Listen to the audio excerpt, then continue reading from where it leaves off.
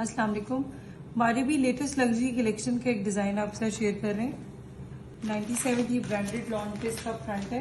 इसका centre panel 3D less के साथ सेंटर पैनल है। इसका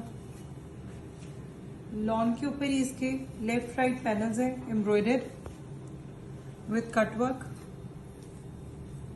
लेफ्ट और राइट साइड पैनल।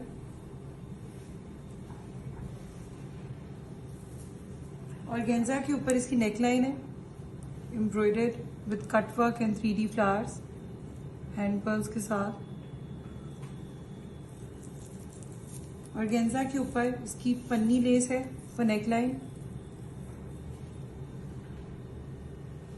और गेंजा के ऊपर इसके फ्रंट दामन और स्लीव्स का बॉर्डर है कटवर्क के साथ विथ 3D फ्लावर्स, पर्ल्स के साथ 3D फ्लावर्स हैं।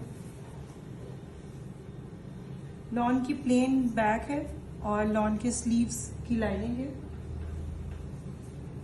और गेंजा के ऊपर इसके हेवीली एम्ब्रॉयडर्ड स्लीव्स हैं कटवर्क के साथ, स्लीव्स का 3D वाला बॉर्डर। पीमा कॉटन का प्लेन मैचिंग डाइट ट्राउजर है। और गेंजा के ऊपर बर्न आउट में दुपट्टा इसका बहुत ही खूबसूरत इसका डिजाइन है। Beautiful dress, hope you like it.